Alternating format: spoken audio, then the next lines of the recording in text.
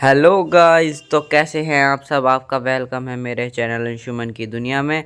तो आज हम आपको दिखाने वाले हैं जैसलमेर व्लॉग 2। और अभी हम एयरफोर्स स्टेशन से एग्ज़िट लेकर अपने वॉर म्यूज़ियम जाने वाले हैं, जहां का मैं आपको सारा व्यू दिखाने वाला हूं।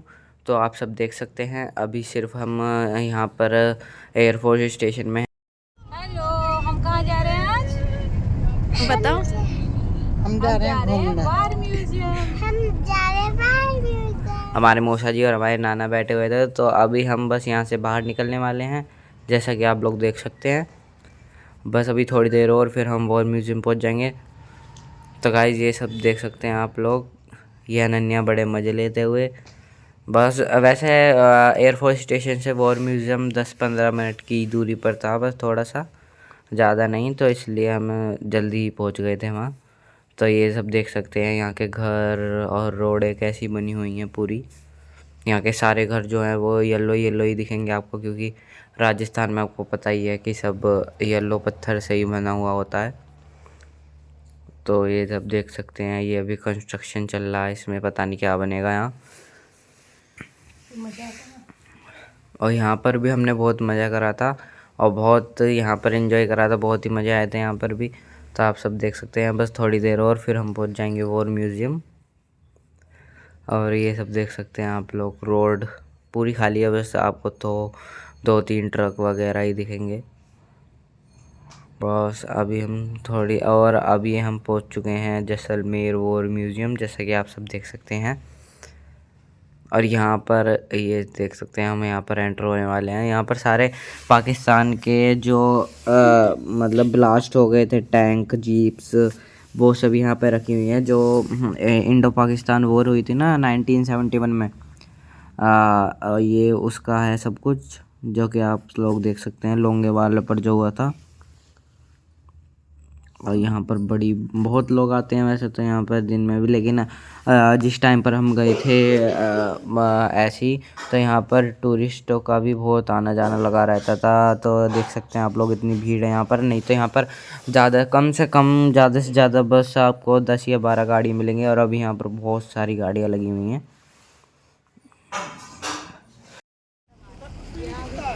हेलो, हम आ गए हैं वॉर म्यूजियम। ये हमारी मौसी हैं, सुंदर हैं, तो आप बताओ कमेंट में। बाल अच्छे नहीं हो रहे आज मेरे। सुंदरियाँ या अति सुंदरी। और ये हमारी भूरी है, ये हमारे नाना जी हैं, ये हैं सबसे बढ़िया बंदे। और ये है नानी यार, नानी यार, ये है नानी यार। नानी यार देखो।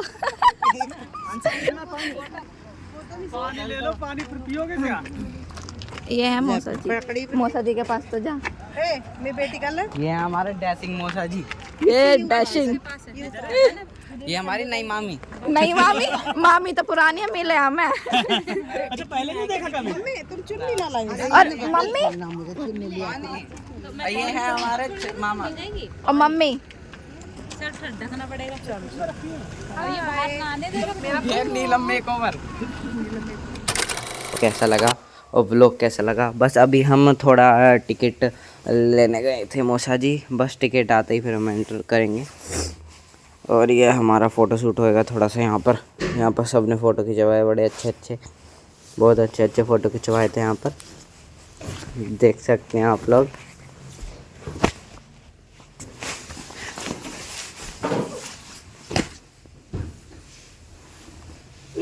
और ये देख सकते हैं चीकू हेलो करता हुआ, ये मामी, सब अंदर ये गेम खेल रहे हैं बच्चे।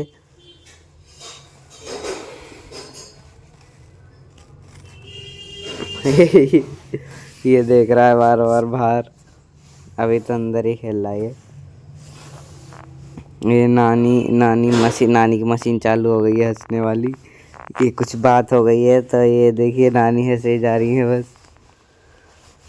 और अंदर अपना चीकू खेल रहा है, चीकू को हम पकड़ रहे हैं, चीकू की वीडियो बन रही है यहाँ पर। और ये चीकू साहब, और अभी हमें टिकट मिल चुके हैं, तो अभी हम एंटर होने वाले हैं। और ये हम लोग एंटर हो चुके हैं वॉर म्यूज़ियम। और अभी यहाँ पर रात को शो भी हुआ था बहुत अच्छा, वो ही हम आपको दिखाएंगे। और ये टैंक है फ़ोटोशूट के लिए भी है। और ये अभी देख सकते हैं आप लोग, यहाँ पर फ़ोटोशूट कराने वाले हैं सब लोग। सब बढ़िया था यहाँ पर। ये जैसलमेर वॉर म्यूज़ियम, यहाँ पर भी हमने सब ने फ़ोटोशूट कराए हुए थे। और टैंक पे तो हमेशा ही कोई ना कोई खड़ा रहता है सब फ़ोटोशूट के लिए ही। देख सकते हैं आप। ये देखिए मूसा जी कुछ बात कर रहे हैं। क्या चल रहा है ये, जल्दी चलो। और ये देख सकते हैं, बस थोड़ी देर और उसके बाद सनसेट हो जाएगा। लेट ही आए थे हम लोग। जिस दिन हम पहुँचे थे उसके अगले दिन, मतलब जिस दिन हम पहुँचे थे उसी दिन आए थे शाम के टाइम। सुबह के टाइम तो हमने थोड़ा आराम किया था। और ये देख सकते हैं, ये देखिए पूरा। अब वो मामा गए हैं देखने, फ़ोटोशूट करवाने। ये आप लोग पढ़ सकते हैं कि क्या है इसकी हिस्ट्री टैंक की। और ये हमने यहाँ पर फ़ोटोशूट कराया। ये देखिए भाई साहब, ये फ़ोटो बहुत अच्छे आए हुए थे मेरे, लेकिन पता नहीं किसके पास हैं। ये लोग ने नीचे ही खड़े होकर फ़ोटोशूट कराया, ऊपर ये चढ़े ही नहीं। और ये देखिए,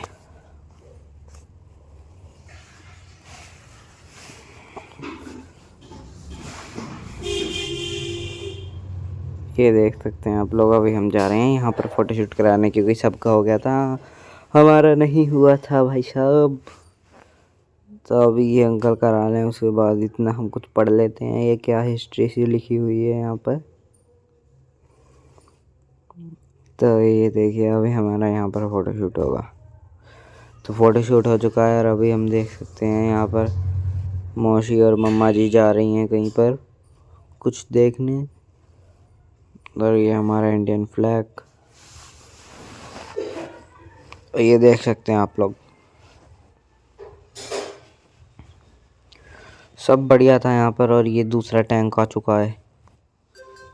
और ये मम्मा कुछ कह रही हैं, और हमें ठंड भी लग रही थी थोड़ी सी। और ये मेरी बहन है जो कि मेंटल है थोड़ी सी। और ये सब लोग यहाँ पर फ़ोटोशूट कर रहे हैं, देख सकते हैं आप लोग।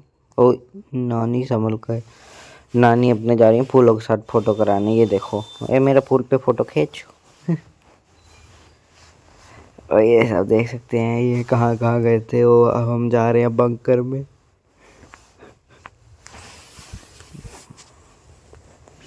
और ये नाना पहुँचे बंकर में। और ये देख सकते हैं आप लोग भी बंकर में यहाँ पर रहते हैं हमारे सोल्जर्स। और ये इधर हमारा सब जो बंकर बने हुए हैं वो हैं।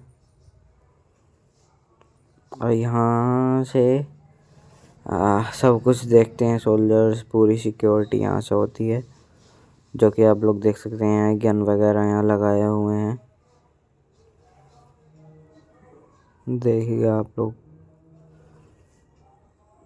हेलमेट भी रखे हुए हैं यहाँ पर। ये देखिए, यहाँ पर फ़ोटोशूट करा। और ये है इंडियन आर्मी हॉल। यहाँ पे सब आपको वेपन्स वगैरह मिलेंगे, जो भी हमारे 1971 की फ़ाइट में जो यूज़ हुए थे वो सब। और ये सब देख सकते हैं आप लोग, ये सब वही वेपन है। और थोड़ी हमारी हिस्ट्री लिखी हुई है यहाँ पर। और अपने वो हैं जो सोल्जर्स हैं जिन्हें वीर चक्र मिला हुआ था, उनके बारे में भी थोड़ा थोड़ा यहाँ पर लिखा हुआ है, देख सकते हैं आप लोग। Do not touch. और ये देखो, टच कर रही है पागल। रूल्स एंड रेगुलेशन कोई भी कुछ भी फॉलो नहीं करती, तो इस पर केस ठोका जाए लड़की पे। इस पर भी टच कर दिए, देखो पागल है ये भी। और ये सब ये देखो, ये सब मौसी बता रही हैं क्या क्या है, मौसी जी बता रहे हैं। और यहाँ पर देख सकते हैं, यहाँ पर कुछ लिखा हुआ है, वॉर हीरोज़। ये वही हैं जिन सबको वॉर चक्र मिला हुआ था।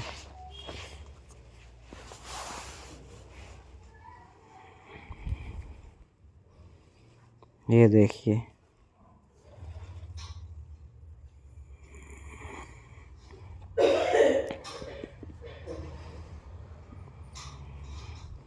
ये देख सकते हैं आप लोग।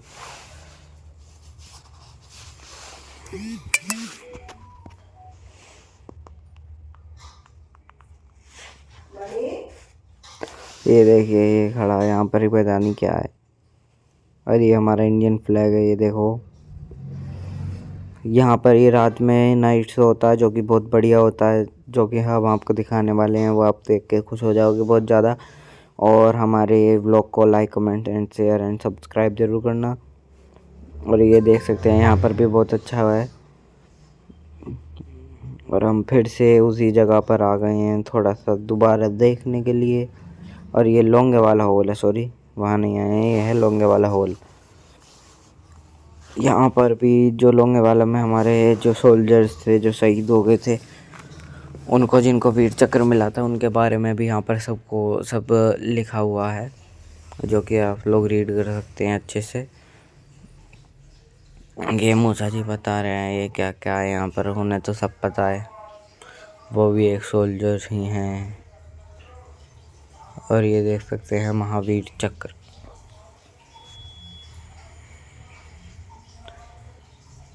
और ये देख सकते हैं आप लोग, ये सब यहाँ पर है। और ये देखिए ये स्टैचू बहुत ही बढ़िया है, ये किसी का है शायद, पता नहीं, देखा नहीं था मैंने। और ये देख सकते हैं आप लोग, सब कुछ अच्छा है यहाँ पर।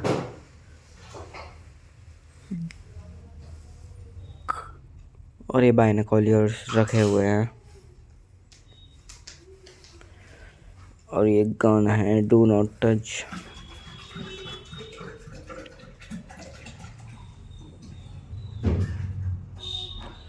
ये सब देखते हुए, पढ़ते हुए, आगे बढ़ते हुए, बस जैसा कि आप लोग देख सकते हैं सब आगे जा रहे हैं ये।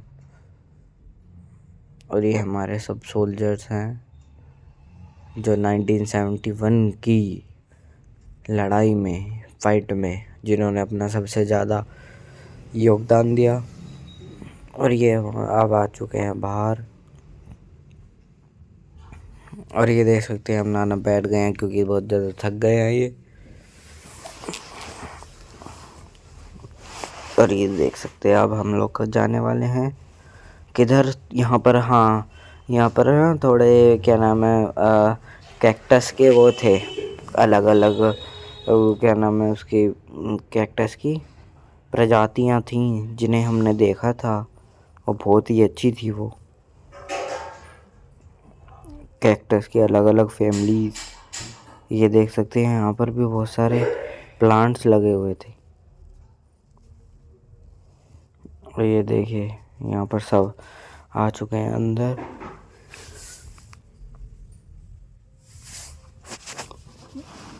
और हम जाने वाले हैं द कैक्टस। और अब हम देखने वाले हैं, यहाँ पर बहुत ज़्यादा ह्यूमिडिटी थी क्योंकि आपको बताया ना यहाँ पूरा बंद है, और ऊपर से प्लांट भी हैं यहाँ पर, तो ह्यूमिडिटी कंट्रोल करने के लिए यहाँ पर हमेशा पानी ऊपर से थोड़ा डालते रहते हैं, नहीं तो यहाँ पर बहुत ज़्यादा ह्यूमिडिटी आ जाएगी और कोई अंदर भी नहीं आ पाएगा इसमें। ये देख सकते हैं आप लोग, अगर आपको थोड़ा दिख रहा है, पढ़ने में आ रहा है तो पढ़ सकते हैं कि क्या क्या है ये, कौन कौन से कैक्टस है, क्या क्या नाम है इनका। बहुत अलग अलग वैरायटी के कैक्टस थे यहाँ पर, बहुत ही ज़्यादा अलग अलग। ये देख सकते हैं आप लोग, तो ये छोटे छोटे स्टोन के बीच में इनको रखा गया है, मतलब पहले अपने मिट्टी में इनको थोड़ा सा ग्रो करके उसके बाद उस पर यहाँ पर स्टोन डाल दिए गए हैं। ऐसे यहाँ 3-4 कैंप से बने थे जिनमें यही सब थे, कैक्टस ही थी, इनकी अलग अलग वैरायटियाँ थी।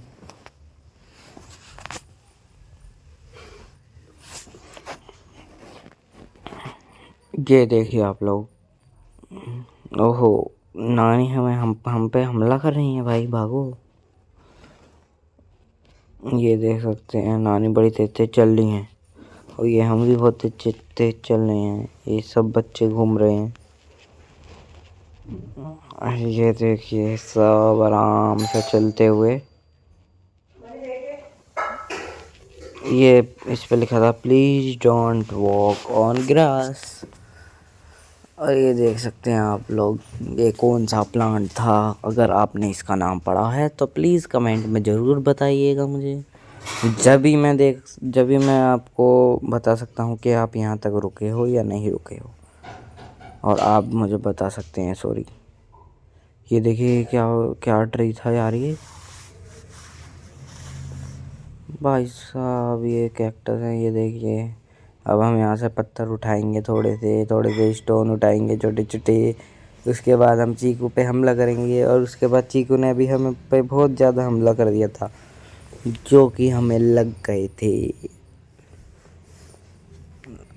ये देख सकते हैं छोटी छोटी जगह पे ये हमारा चीकू डॉन चलता हुआ, वो भी अकेला। ओ ये थक गए, बैठ जाओ भाई। ये बैठ गया। ये देख रहा है, हेलो। बहुत ही प्यारा बच्चा है ये हमारा चीकू, और हमारी अनन्या।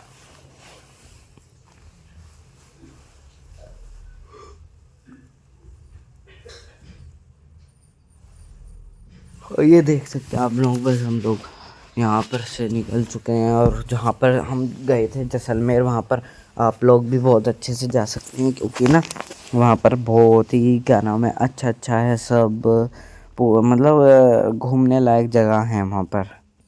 और ये हमारे नाना डॉन नंबर 1, ये मम्मी मौसी, और ये हमारी पूरी ट्रिप ये है तो ट्रिप है, ये तो बंदे चल रहे हैं हमारे। ट्रिप तो है ही ये हमारी अच्छी। हमारे ना उधर साइड जहाँ पर क्या नाम है जैसलमेर में, हम एयरफोर्स स्टेशन में रुके थे, वहाँ पर भी बहुत ज़्यादा मतलब कि साफ़ सफाई सी थी, अच्छा था एरिया। और जहाँ जहाँ घूमने गए वहाँ पर भी बहुत अच्छा था। और ये सब देख सकते हैं आप लोग।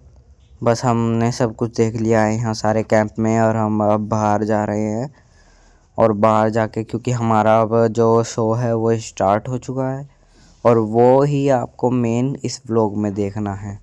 और उसे देखे बगैर प्लीज़ आप लोग हमारा व्लॉग छोड़कर ना जाएं, क्योंकि अगर आपने वो छोड़ दिया तो आप बहुत चीज़ें मिस कर दोगे भाई साहब। और ये देख लिया, ये हमारे लिए सीट्स लग चुकी हैं, और अभी हम सबसे आगे या सबसे पीछे या फिर बीच में कहीं पे भी हम बैठ सकते हैं। हमारे लिए ही हैं ये सारी सीट्स। और अभी हम आप लोग देख सकते हैं कि बस सब बैठ चुके हैं, हम और बैठने वाले हैं।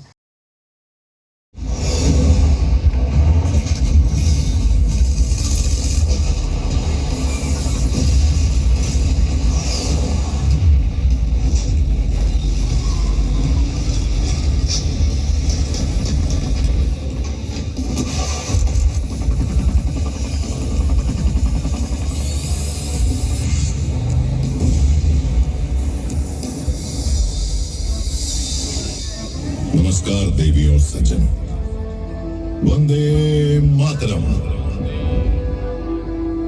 आप इस समय जैसलमेर राजस्थान की जिस रेतीली जमीन पर विराजमान है, इसे भले ही कोई बंजर कहे, पर सच तो यह है कि यहाँ फूल नहीं, दुश्मन का सीना चीरने वाले शूल पैदा होते हैं। इस सरजमी को देश की आजादी और पवित्रता के लिए हर दौर में योद्धाओं ने अपने खून से सींचा है।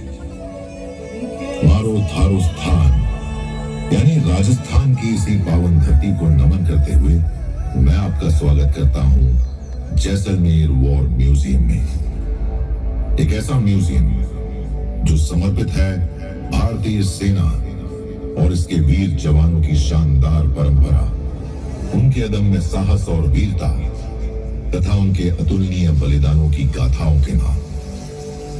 मैं साक्षी रहा हूं अपने भारत के सैनिकों की दिलेरी का। मैं साक्षी रहा हूं उन शूरवीरों के पराक्रम और बहादुरी का। उनके मन में उपजे एहसास मानो मेरे ही एहसास बन जाते हैं। मैं वहीं पास होता हूं जब वो दुश्मन के सामने निडर तन जाते हैं। मैं एक इन्फेंट्री राइफल का संगीन हूं, यानी बेनट हूं। बंदूक के एकदम सामने लगा हुआ रहता हूं, चमचमाता हुआ, दुश्मन की आंखों में किसी कांटे की तरह चुभता हुआ, दुश्मन के रक्त से अपनी मातृभूमि को पवित्र करता हुआ। मैं तेज धार हूं, एक सिपाही का हथियार हूं।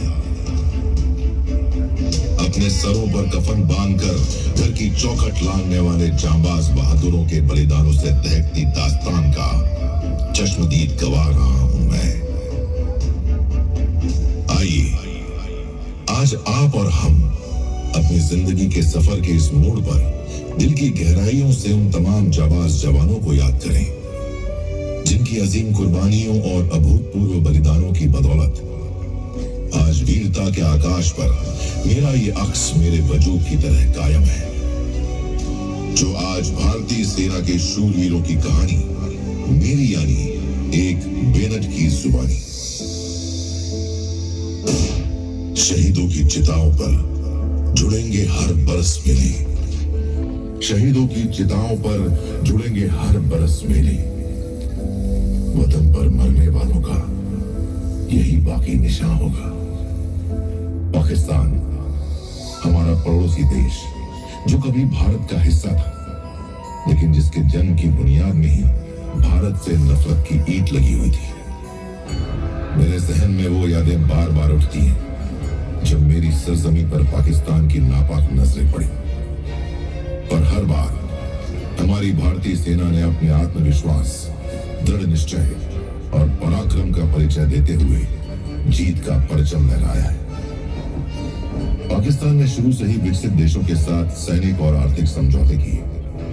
सन 1958 में जनरल अयूब खान के सत्ता में आने के बाद पाकिस्तान ने अमेरिका से अपने रिश्ते ज्यादा मजबूत बना लिए, जिस कारण उन्हें 200 Patton tank, F-86 sabre jets और अन्य आधुनिक हथियार मिले।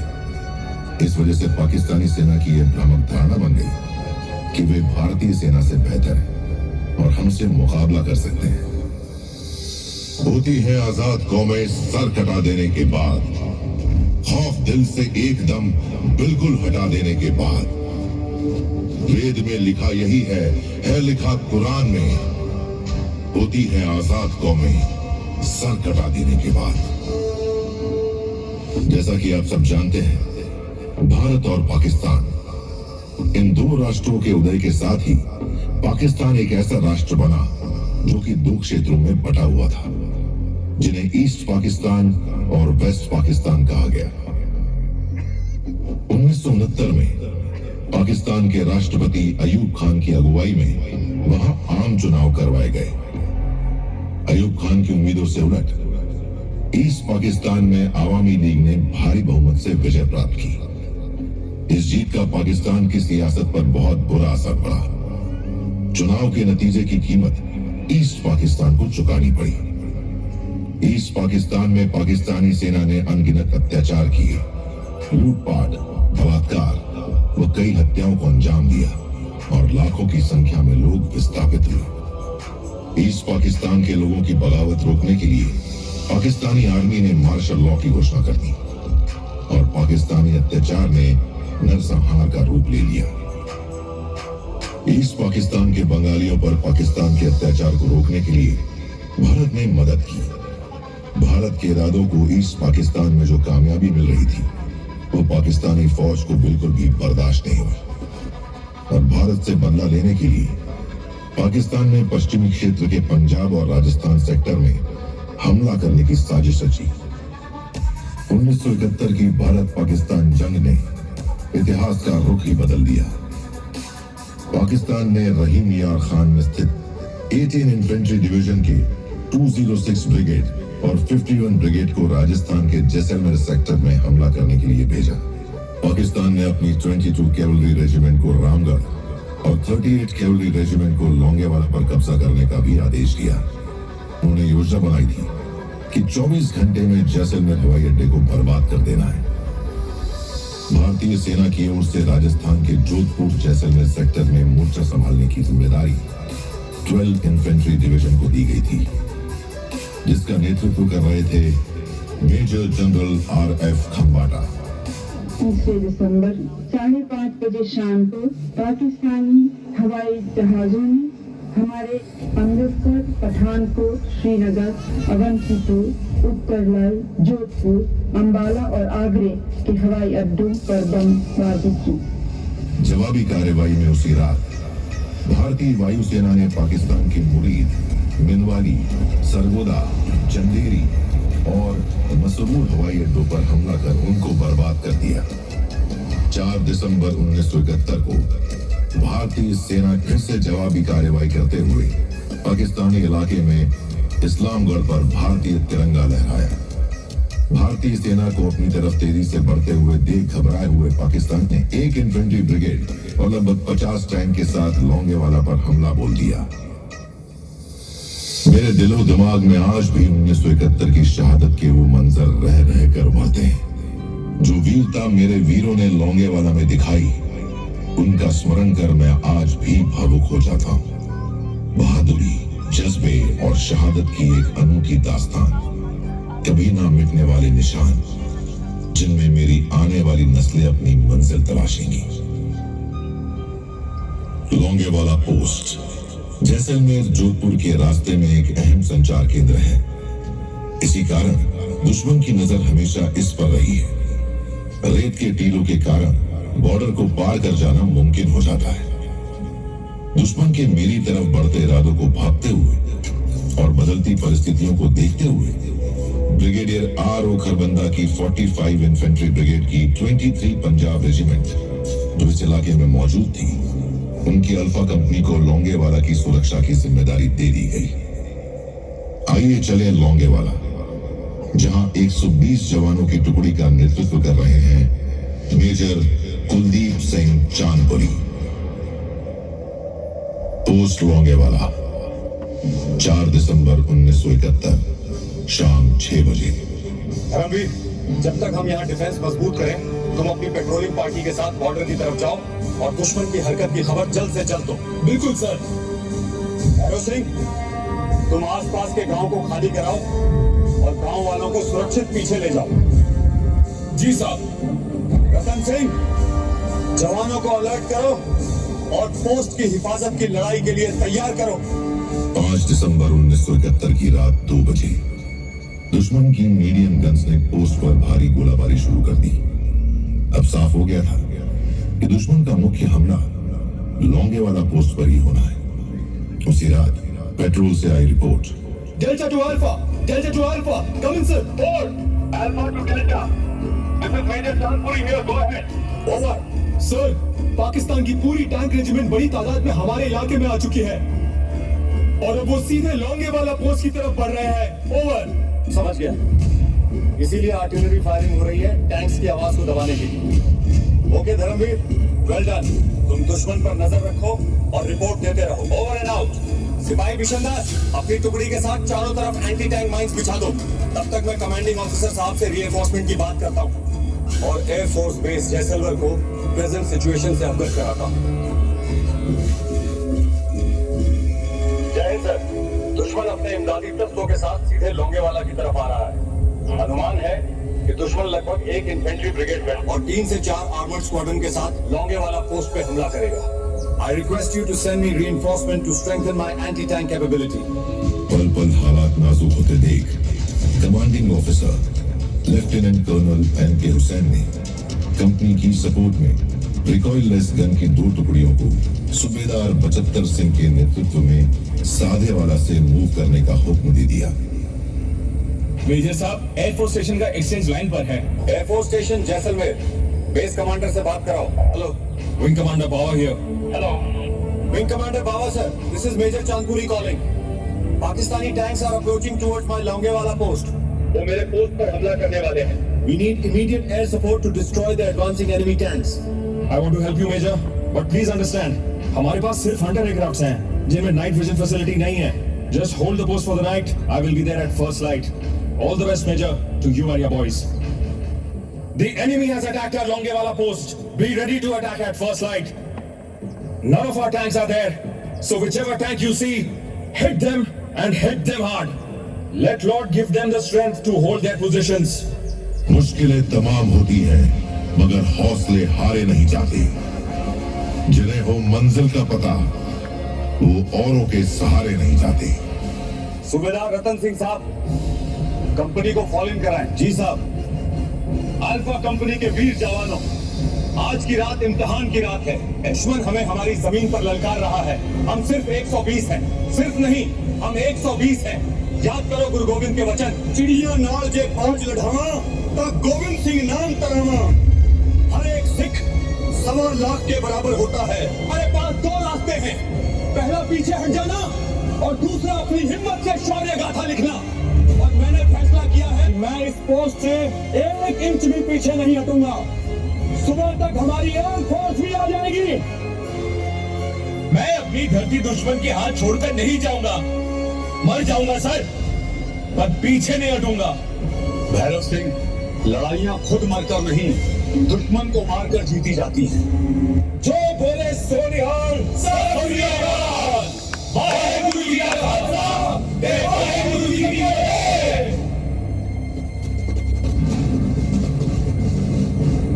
जब तक मैं ना कहूं कोई फायरिंग नहीं करेगा। आने दो दुश्मनों को और थोड़ा नजदीक। हम लोगों ने माइंस किस लिए बिछा रखी है? जोर का धमाका हुआ, एक के बाद एक कई धमाके हुए। कंपनी पोस्ट के पास आते ही माइनफील्ड से अनजान और आत्मविश्वास में अंधे हो चुके पाकिस्तानी कमांडर को पहला झटका लगा। एंटी टैंक माइनफील्ड ने पहला शिकार एक पाकिस्तानी टैंक को बनाया, जिसमें वो टैंक बर्बाद हो गया। इस सफलता के बाद सिपाहियों के हमलों को रोकने का काम कंपनी के एमएमजी पोस्ट पर तैनात सिपाही जगजीत सिंह ने बखूबी किया और आमने सामने की घमासान लड़ाई में दुश्मन के इरादों को नाकाम करते हुए सिपाही जगजीत सिंह को वीर गति प्राप्त हुई और उनके इस सर्वोच्च बलिदान के लिए उन्हें वीर चक्र से सम्मानित किया गया। सूबेदार बचत्तर सिंह के नेतृत्व में हमारी 2 रिकॉइललेस गन जीप ने सूझबूझ और अद्भुत रण कौशल का परिचय देते हुए दुश्मन की पूरी टैंक रेजिमेंट को रात भर रोक कर रखा और एंटी टैंक कार्रवाई में दुश्मन के टैंकों को बर्बाद कर दिया। मेजर साहब, पाकिस्तानी पेट्रोल का एक सिपाही हमारे पोस्ट की जानकारी पाने की कोशिश कर रहा था, लेकिन हमने उसे पकड़ लिया है। शाबाश, अब हम उससे पाकिस्तान सेना का प्लान पता कर सकते हैं। अपनी फौज का प्लान बता। मैं तो छोटा सिपाही हूँ हुजूर, प्लान तो बड़े अफसरों का है। उन्होंने कहा था सुबह का नाश्ता जैसलमेर में करेंगे, दोपहर का खाना जोधपुर में करेंगे और रात का दिल्ली में। दिल्ली और जोधपुर तो बहुत दूर की बात है, पहले लौंगे वाला पार करके दिखाओ। कर्नल आलम खान, आपके टैंक आगे क्यों नहीं बढ़ रहे हैं? जनाब, हिंदुस्तानी फौज ने कंपनी के आगे एंटी टैंक माइनफील्ड बिछा रखी है। इनके जोश को देखकर ऐसा लगता है यहाँ कंपनी नहीं, हमसे बड़ी बटालियन है। हम आगे नहीं बढ़ पा रहे हैं। सुबह के 5 बजे रणअवतार की एडवांस लैंडिंग ग्राउंड से आर्टिलरी के मेजर आत्मा सिंह और कैप्टन सांगा ने अपने कृषक विमान से मुश्किल परिस्थितियों में उड़ान भरी और दुश्मन की हर हरकत पर अपनी नजर रखते हुए एयर ऑपरेटिंग पोस्ट ने एयरफोर्स स्टेशन जैसलमेर को ग्राउंड टारगेट की जानकारी दी। मेजर चांदपुरी, मेरे हंटर्स जैसलमेर से उड़ान भर चुके हैं और वो कुछ ही मिनटों में दुश्मन के टैंकों को डिस्ट्रॉय करने के लिए वहां पहुंच जाएंगे। सूरज की पहली किरण के आसमान को चूमते ही भारतीय वायुसेना की गरज की ललकार दूर से ही सुनाई पड़ी। पाकिस्तानी टैंक हमारी भारतीय वायुसेना के फाइटर जहाजों के लिए महज एक मामूली टारगेट की तरह प्रतीत हुए। इस लड़ाई में भारतीय वायुसेना की हंटर स्क्वाड्रन ने लगातार सॉर्टी से दुश्मन के 40 से ज्यादा टैंक्स नष्ट कर दिए। सुबह के 10:30 बजे भारी तबाही के बाद भी पाकिस्तान लौंगेवाला पर कब्जा करने का ख्वाब देख रहा था और अपनी साजिश के तहत उसने अब दक्षिण की तरफ से लौंगेवाला पोस्ट पर फिर से हमला कर दिया। ऐसा कर उसने अपनी मौत बुला ली। लौंगेवाला पोस्ट की सुरक्षा की जिम्मेदारी अब लेफ्टिनेंट कर्नल A.S. गरेवाल की कमांड वाली 17 राजपुताना राइफल्स की डेल्टा कंपनी, 20 लांसर्स की ट्रूप और 170 फील्ड रेजिमेंट के आर्टिलरी से रीइंफोर्स कर दी गई। 20 लांसर्स के ट्रूप लीडर दफेदार हरबीर सिंह ने यहां अपनी जान की परवाह न करते हुए अकेले ही दुश्मन के 2 टैंकों को बर्बाद कर उनका मनोबल तोड़ दिया। इस घमासान में दफेदार हरबीर सिंह ने अपने देश पर अपनी जान न्यौछावर कर दी। जंग के मैदान में उच्चतम वीरता प्रदर्शित करने हेतु उन्हें मरणोपरांत वीर चक्र से सम्मानित किया गया। सीमा पर जो हंसते हंसते प्राण लुटा देते हैं, अपने लहू से तिरंगे को और सजा देते हैं, शौर्य उनका ही, राष्ट्र का सबसे बड़ा अभिमान है, वो ही अमर कथा है, वो ही हिंदुस्तान है। 1971 की लोंगेवाला की लड़ाई में पाकिस्तान को भारी नुकसान पहुंचा। हमने दुश्मन के तमाम टैंकों और हथियारों को बर्बाद कर उसकी कमर पूरी तरह तोड़ दी और अब दुश्मन की बची हुई ताकत को पूरी तरह खत्म करने का काम BP 638 के एरिया में 30 इन्फेंट्री ब्रिगेड के कमांड में 13 कुमाऊं और 6 इंडिपेंडेंट आर्मर्ड स्क्वाड्रन को दिया गया। भारतीय सेना के इस हमले से बुरी तरह घबराकर पाकिस्तानी सेना की आर्टिलरी ने अंधाधुंध गोले बरसाने शुरू कर दिए, लेकिन हिंदुस्तान की 6 इंडिपेंडेंट आर्मर्ड स्क्वाड्रन ने दुश्मन को भारी नुकसान पहुंचाया और 13 कुमाऊं ने लगातार हमले जारी रखे। इसके साथ 168 फील्ड रेजिमेंट ने BP 638 के बंकरों में छुपे पाकिस्तानियों पर सटीक गोले बरसाए और दुश्मन के हौसले पस्त कर दिए। 13 कुमाऊं के डेल्टा कंपनी के नेतृत्व के लिए मेजर DS शेखावत को सेना मेडल प्रदान किया गया। वीरता पूर्वक सफल नेतृत्व करने वाले मेजर RD लॉ को वीर चक्र से सम्मानित किया गया। लेफ्टिनेंट भड़बरे और नायब मिसालदार चैन सिंह ने स्क्वाड्रन की शौर्य गाथा में अपनी शहादत से ऐतिहासिक पन्ने जोड़ दिए। कैप्टन GS बाजवा के साथ रेडियो ऑपरेटर लांस नायक टेकराम को ट्रूप के साथ टैंक के ऊपर खड़े होकर अपने गन से दुश्मन पर गोलियों की बौछार करने और साथ ही आर्टिलरी फायर को सही दिशा देने के लिए वीर चक्र से सम्मानित किया गया। भारतीय सेना और वायुसेना के मजबूत अटैक ने दुश्मन को इतना झकझोर दिया था कि दूर दूर तक अगर कुछ दिखता था तो बर्बाद पाकिस्तानी टैंक्स, वापस भाग रहे पाकिस्तानी सेना के कदमों के निशान और बर्बाद टैंकों के ऊपर खुशी से नाचते मेरे जाबाज सैनिक। विकट परिस्थितियों में एक छोटी सी फौजी टुकड़ी ने दुश्मन को जितना नुकसान पहुंचाया था उतना शायद ही किसी और लड़ाई में पहुंचाया होगा। मेजर कुलदीप सिंह चांदपुरी, जो बाद में ब्रिगेडियर बने, उन्हें देश के दूसरे सर्वोच्च युद्ध पदक महावीर चक्र से सम्मानित किया गया। विंग कमांडर बाबा और उनके जाबाज फाइटर पायलट्स, जिसमें स्क्वाड्रन लीडर बाली, फ्लाइट लेफ्टिनेंट गोसाई, फ्लाइट लेफ्टिनेंट PK दास ने महत्वपूर्ण भूमिका निभाई। इस टीम ने आसमान में वीरता का परचम लहराया। इस कार्यवाही में भारतीय वायुसेना के पायलटों और सेना के एयर ऑपरेटिंग पोस्ट के अधिकारियों को वीर चक्र और सेना मेडल से नवाजा गया। भारतीय वायुसेना की हंटर स्क्वाड्रन के इस उल्लेखनीय योगदान की मेजर जनरल RF खंबाटा ने प्रशंसा भी की और इस तरह लोंगेवाला की ये लड़ाई भारत के सैन्य इतिहास में एक अमर और यशस्वी विजयी गाथा बन गई। 16 दिसंबर 1971 को भारत पाक युद्ध की समाप्ति की घोषणा की गई। ढाका में 93,000 पाकिस्तानी सैनिकों ने हमारे परचम के आगे घुटने टेक दिए।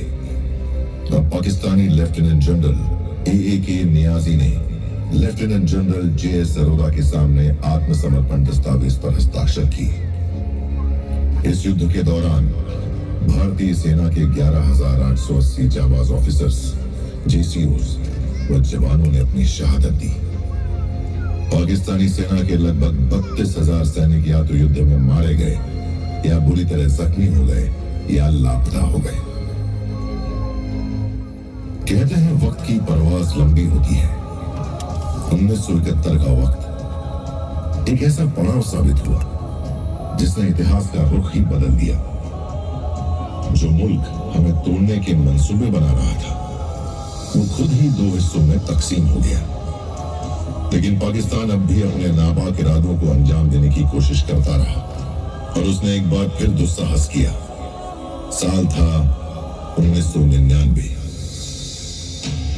याद अब तक है मुझे कारगिल की दास्तान। खून की बूंदों से चमका पर्वतों का आसमान। चेहरा हर एक वीर का बलिदान रंग में दमका था। प्रेरी हिमालय का हर पत्थर यही बस कहता था। मुश्किल चुनौती है मगर कदमों को हम ना रुकने दें। शीश मातृभूमि का दुश्मन के आगे ना झुकने दें। वीरता से काम ले, तू बस विजय का नाम ले। दुश्मनों को दे मिटा, ऊंचा तिरंगा थाम ले। कारगिल की लड़ाई में भी हमारे जवानों ने दुश्मन के मंसूबों को नाकामयाब करते हुए ऑपरेशन विजय को सफल बनाया। और फिर महादेव की धरती पर 22 अप्रैल 2025 को जम्मू कश्मीर के पहलगांव में 25 भारतीय नागरिकों और एक नेपाली नागरिक की निर्मम हत्या कर दी गई। घटना के तुरंत बाद भारत सरकार ने कई डिप्लोमेटिक एक्शन लिए और साथ ही साथ मिलिट्री एक्शन के तहत पाकिस्तान के 9 टेररिस्ट टारगेट्स को निशाना बनाया। पाकिस्तान की तरफ से ड्रोन और मिसाइल हमलों की कोशिश भी हुई, लेकिन भारतीय एयर डिफेंस ने उसे विफल कर दिया। आतंकवाद के खिलाफ हमारा ऑपरेशन सिंदूर सफल रहा और दुनिया के लिए एक मिसाल बना। भारत की ओर नजर उठाने का एक ही अंजाम होगा, तबाही, विनाश और महाविनाश। ये न मुहिम मारा, दिन मुहिम मारे। हमारी सेनाओं ने ऑपरेशन सिंदूर लॉन्च करके आतंकियों को करारा जवाब दिया। आप इस वक्त जहां बैठे हैं, पाकिस्तान ने वहां भी अपने ड्रोन और मिसाइल से ऑपरेशन सिंदूर के दौरान काफी हमले किए, परंतु भारतीय सेना ने दुश्मन के नापाक मंसूबों को नाकामयाब कर अपनी अदम्य वीरता को साबित किया कि कोई शत्रु यहां सफल नहीं हो सकता। भारतीय सेना का लक्ष्य विकसित भारत 2047 के सपने को साकार करना है। सेना अब सिर्फ देश की सीमाओं की रक्षा ही नहीं कर रही है, बल्कि दुनिया भर में भारत की ताकत, साहस और तकनीकी उत्कृष्टता का प्रतीक बन गई है। हमारी सीमाओं के पहरेदार, हमारी सरहदों के निगहबान, मुल्क की अमनो शांति के रखवाले, भारत माता के सुरक्षा कवच, जाबाज जवानों को सलाम। सलाम उन माओं को जिन्होंने अपनी कोख से ऐसे वीर सपूतों को पैदा किया। सलाम उन मासूमों को जिन्होंने कच्ची उम्र में मुल्क की खुशहाली की खातिर यतीमी की चादर ओढ़ ली। सलाम उन बूढ़े माँ बापों को जिन्होंने अपने लगते जिगर को मोर्चे पर डटे रहने के लिए रुखसत किया है। सलाम उन बूढ़े कंधों को जिन्होंने अपने लाल को कंधा दिया। आप सभी को मेरा तहे दिल से सलाम। मुझे गर्व है आप सभी पर, मुझे गर्व है अपने सैनिकों पर, मुझे गर्व है अपने सारे देश पर कि यहाँ हर एक मौजूद देशवासी के जहन में अपने देश प्रेम की ज्वाला जीवित है। और वादा करें कि इसे कभी मिटने नहीं देंगे, इस आंच को कभी धीमा नहीं पड़ने देंगे।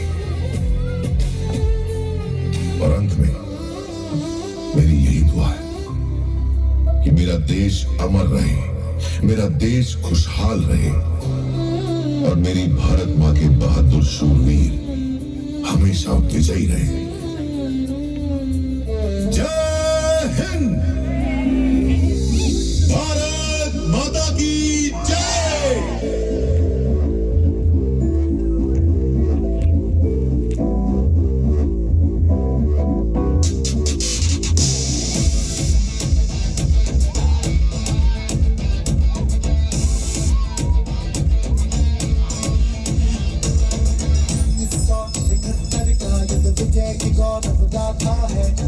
भारतवासी का देखो गर्व से ऊंचा माथा है। भारत ने मानवता की रक्षा के लिए ही युद्ध किया, पाकिस्तान के अत्याचारों से ढाका को मुक्त किया।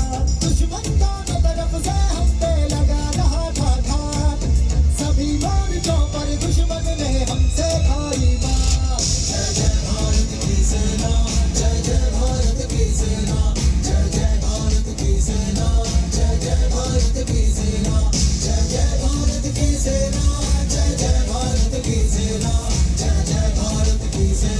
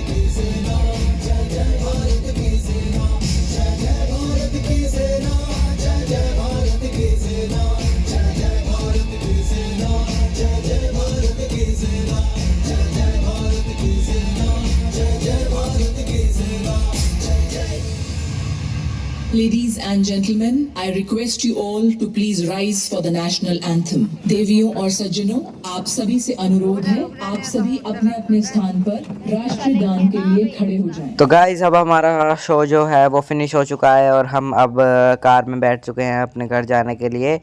और ये अनन्या हाय करते हुए मौसी सब थक गए हैं बहुत ज़्यादा, और क्योंकि बहुत देर तक कम से कम आधा एक घंटा वो शो चला हुआ था और हमने सबने बैठ के बहुत ही ज़्यादा एंजॉय करा और आपको भी एंजॉय कराया।